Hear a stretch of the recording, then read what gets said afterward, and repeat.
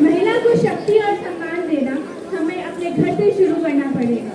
उन्हें स्कूल और कॉलेज पे उनकी स्कूल और कॉलेज की पढ़ाई पे जोर डालना पड़ेगा।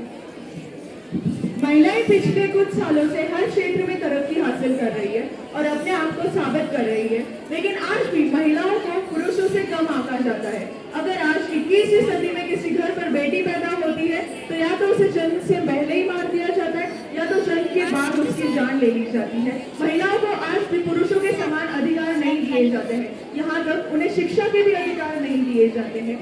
महिलाओं के जीवन से जुड़े हुए सबसे महत्वपूर्ण और मुख्य निर्णय भी उनके पति, पिता या भाई के द्वारा लिए जाते हैं। इसीलिए तो आज महिला सशक्तिकरण की जरूरत आ पड़ी है।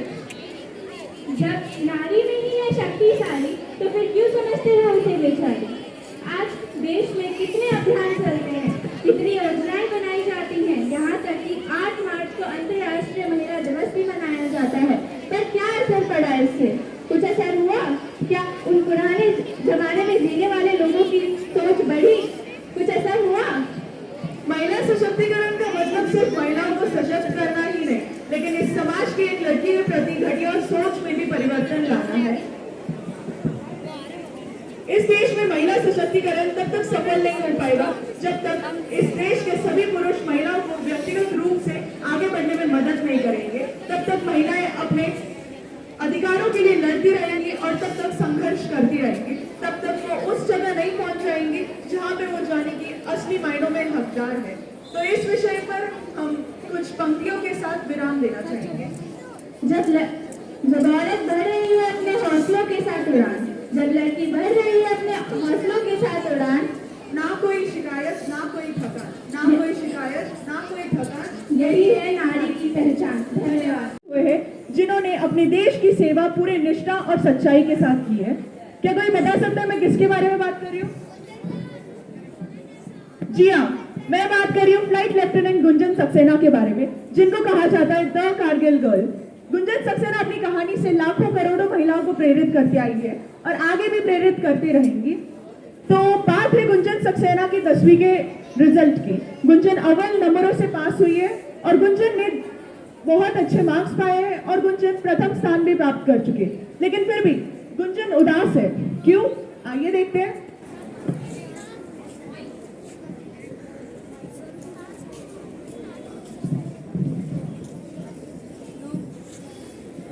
गुंजू गुंजू गुंजू, अरे सुनना, मैं पास हो गई। मेरे पूरे 42% मार्क्स आए, मैं पास हो गई। तू मान सकती है? अरे पर तेरे को क्या हुआ? फेलियर हो गई क्या? नहीं 94%। अबे ये तो फ्रॉड क्यों है? ये देख, ये क्या है? अब 94% लाने के बाद क्या बोलूंगी घर वालों को? पढ़ाई वढ़ाई छोड़ के पायलट बनना है?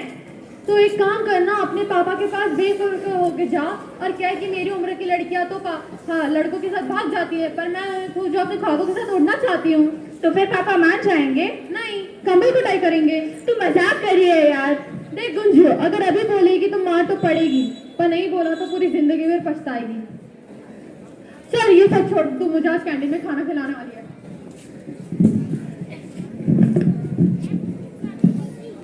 यहाँ गुंजन ने तो तय कर लिया है कि वो एक पायलट बनेगी, लेकिन वहाँ घर पर तो गुंजन का इंतजार बेसब्री से हो रहा है। वहाँ पे सबको खबर भी मिल चुकी है कि गुंजन ने प्रथम स्थान प्राप्त कर लिया है। अब क्या होगा जब गुंजन उनको जाके बताएगी कि वो एक पायलट बनना चाहती है? अरे गुंजू, तेरे टेंशन 94% है। दादा मुझे आपसे बात करनी है। अरे वो सब छोड़, ये तो पार्टी की बात है। देख अपने वाला गाना आ गया।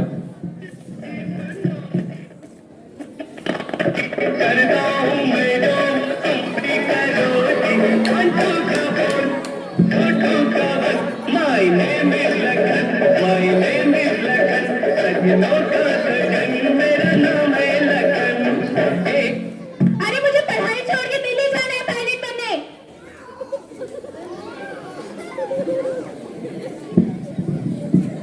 जिसे आज तक सब किताबी कीड़ा समझते थे वो चलिए सीधा पायलट बनने। अब सबको सदमा लगना तो तय था, लेकिन यहाँ पर कहीं ना कहीं गुंजन के पापा ने उसका बहुत ज्यादा साथ दिया, लेकिन गुंजन का भाई और उसकी माँ वो दोनों तो उसके खिलाफ ही थे।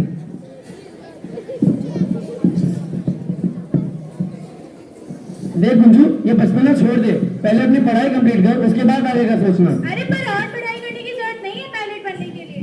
हाँ, और पढ़ाई करने की कोई जरूरत नहीं है। तुम तो जानती हो हमारे। अरे माँ, मैं जानती हूँ, 100 बार सुन चुकी हूँ एक ही कहानी। 100 बार सुन चुकी हूँ, फिर भी कुछ नहीं सीखी। हमारे मम्मा पापा के पास पैसे नहीं थे तो हम पढ़ नहीं पाए, और हम इन्हें पढ़ाना चाहते पर ये तो पढ़ना नहीं चाहती। ऐसे होते हैं आजकल के बच्चे।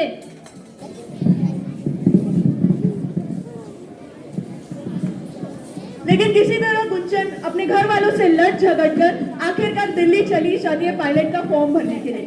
वहाँ गुंजन पायलट का फॉर्म भरने चली तो जाती है, लेकिन वहाँ पे तो एक नई मुसीबत गुंजन का इंतजार कर रही होती है। वो क्या है, आइए देखते हैं।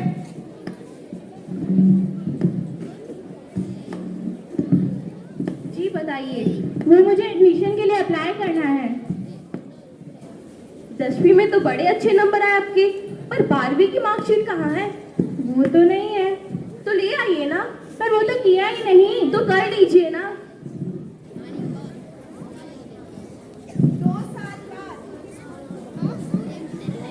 ये लीजिए, 10वीं और 12वीं।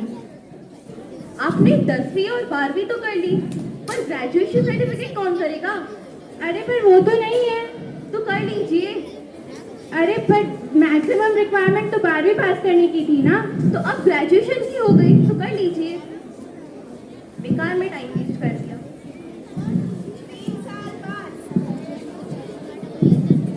ये लीजिए, 10वीं 12वीं और ग्रेजुएशन। बड़ी मेहरबानी आपकी, आपने सब कुछ कर लिया। तो ये लीजिए एडमिशन फॉर्म, और जाके 10 लाख अमाउंट पे कर दीजिएगा।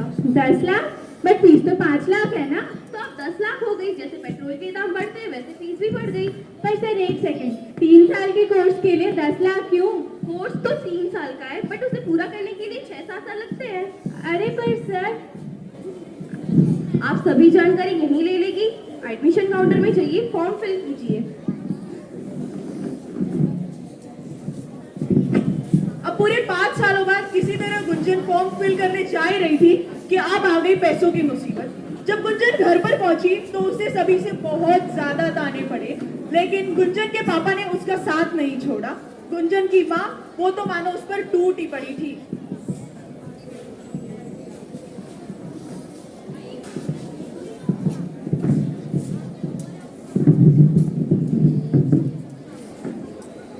क्या हम पैसों का सच में कोई इंतजाम नहीं कर सकते?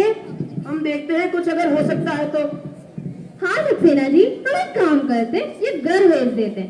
ये वहाँ दिल्ली में रहेगी और हम यहाँ सड़क पे सो जाते हैं।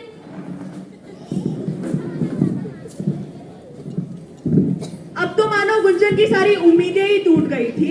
लेकिन अब एक ऐसे मौके की बारी थी जिसमें गुंजन ने पूरी तरह से कामयाबी हासिल करना ठान ही लिया था, और इसमें उसके पापा का उसको पूरा पूरा साथ था।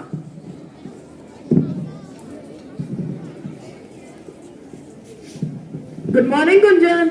ये क्या है पापा? Sugar scandal? अयो नहीं, ये देखो।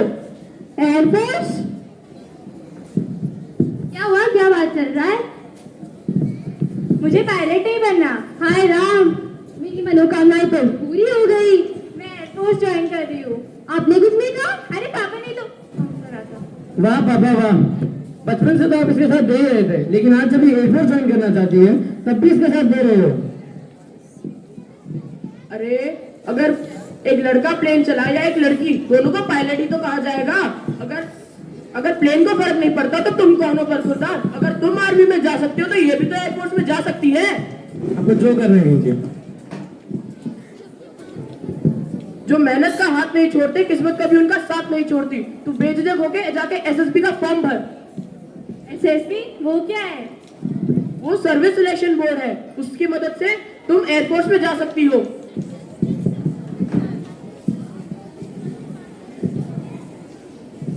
अब थी बारी सबसे बड़े ट्विस्ट की। अब पापा की अनुमति मिल जाने के बाद गुंजन तो रवाना हो जाती है एसएसबी का फॉर्म भरने के लिए।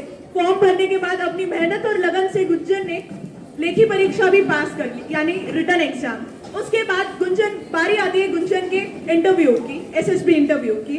और माना जाता है ये एसएसबी इंटरव्यू बहुत ज्यादा मुश्किल होता है। यहाँ पे गुंजन की निडरता, होशियारी और ईमानदारी को मापा जाता है। क्या होता है देखते हैं।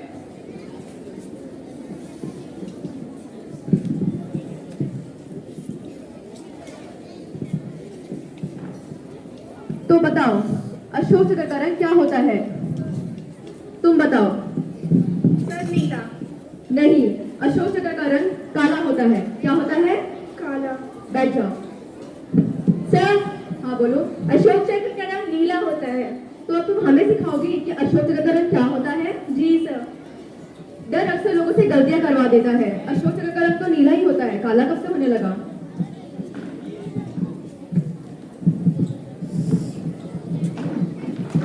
अब बारी आ गई गुंजन की होशियारी को मापने की, जो तो गुंजन पहले से ही थी। अब यहाँ पे सभी कैंडिडेट्स को खिड़की के पास खड़ा कर दिया जाता है और उन्हें कूदने को कहा जाता है। लेकिन देखिए गुंजन अपनी होशियारी का कैसे इस्तेमाल करती है। जंप। सर मुझे खुद से डर लगता है। कूदिए। सर मुझे ऊंचाई से डर लगता है, आप मुझे कुछ और करने के लिए दे दीजिए। Jump. I don't want to jump. I say jump. I don't want to jump, sir. Jump. I said jump. Very good.